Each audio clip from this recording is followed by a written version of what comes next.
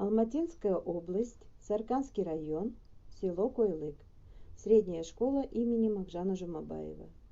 Учитель начальных классов Севериненко Татьяна Алексеевна. Математика, 4 класс. Первая четверть, вторая неделя, урок номер 9. Тема урока – миллиграмм. Осень в Казахстане. Предлагаю вам сегодня сделать доброе дело. Как бы жизнь ни летела, дней своих не жалей. Делай доброе дело ради счастья людей, чтобы сердце горело, а не тлело во мгле. Делай доброе дело, тем живем на земле. Сегодня на уроке ты узнаешь новую единицу, это миллиграмм. Будешь сравнивать значения этих величин. Но прежде чем приступить к новой теме, давайте с вами повторим несколько приемов сложения, вычитания, умножения и деления на основе их десятичного состава. Я вам предлагаю порешать примеры цепочки. Думаю, вы решили. Давайте сейчас с вами проверим. Проверьте, пожалуйста. В первом примере у вас должно получиться 3.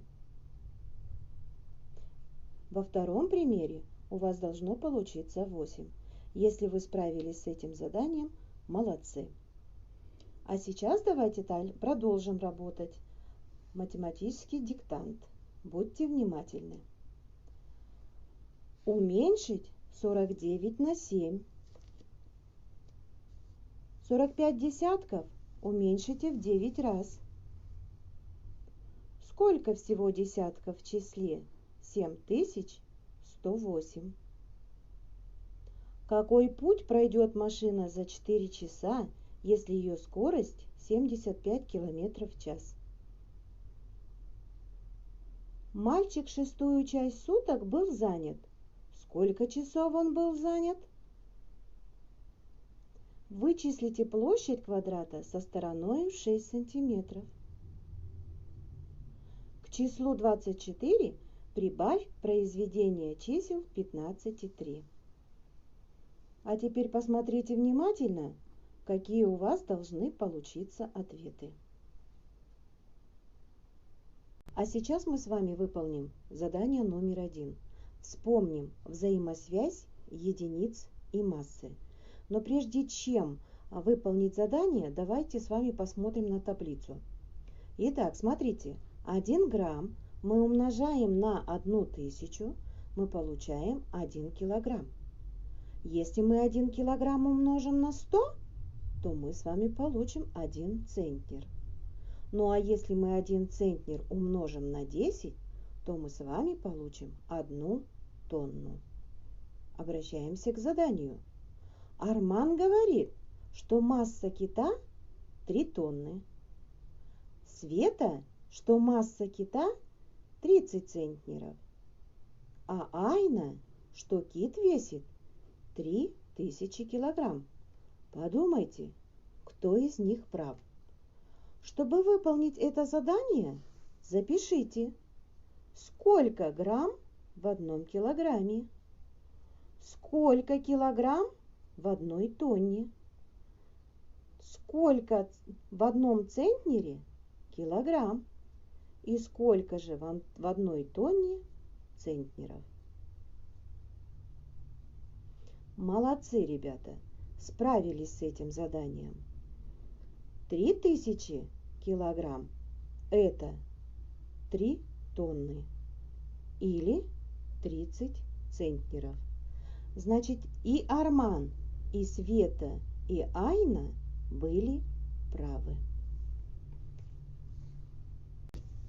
Запомни, миллиграмм – это меньшая единица измерения массы. Обозначается миллиграмм у нас буковки М и Г. В 1 грамме 1000 миллиграмм. В 1 килограмме 1 миллион миллиграмм. Значит, самая наименьшая единица измерения массы – миллиграмм.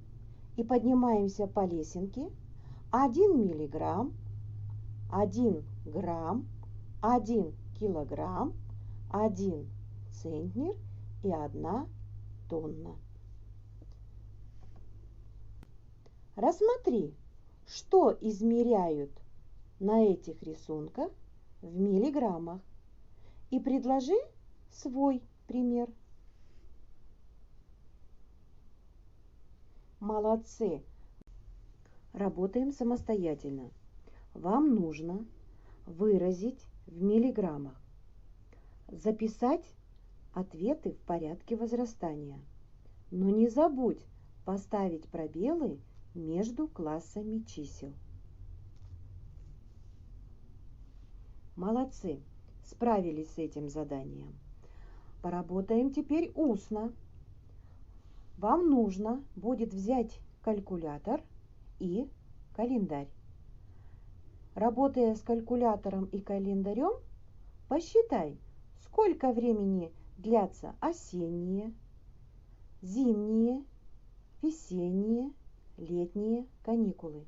И заполни эту таблицу. Это будет твоя исследовательская работа.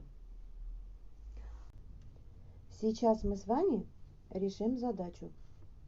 Послушайте внимательно.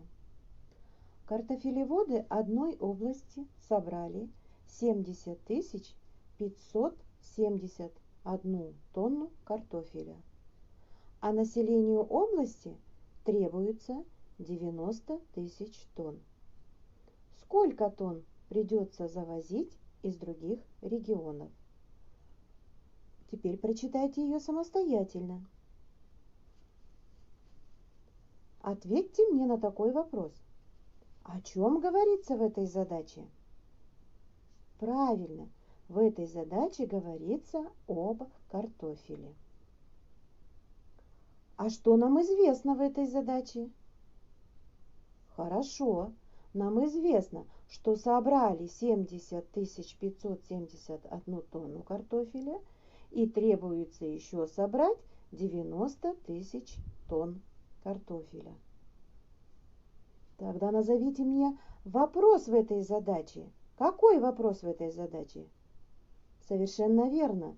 Сколько тонн придется завозить из других регионов? Перейдем к решению задачи. При решении не забудь поставить пробел между классами числа. Самостоятельно реши эту задачу, так как мы ее уже с тобой разобрали. После решения задачи проверь себя и оцени по дескриптору. Если ты выполнил все критерии по дескриптору, значит ты справился с задачей на отлично. Но если ты допустил ошибки, проведи анализ в своей работе, где ты именно допустил ошибку. Итак, ребята, на сегодня наши добрые дела заканчиваются, и я предлагаю вам задание для самостоятельного выполнения. А сейчас, дорогие ребята, подведем итоги нашего урока. О чем говорили сегодня на уроке мы с вами? Что повторяли? Как вы считаете, достигли ли мы поставленных целей? Чем заинтересовал вас урок? Что вызвало у вас затруднения? Как бы вы оценили свою работу? Предлагаю вам оценить свою работу по лесенке настроения. Я устал или устала. Мне было трудно. Я был бы или была уверена в себе.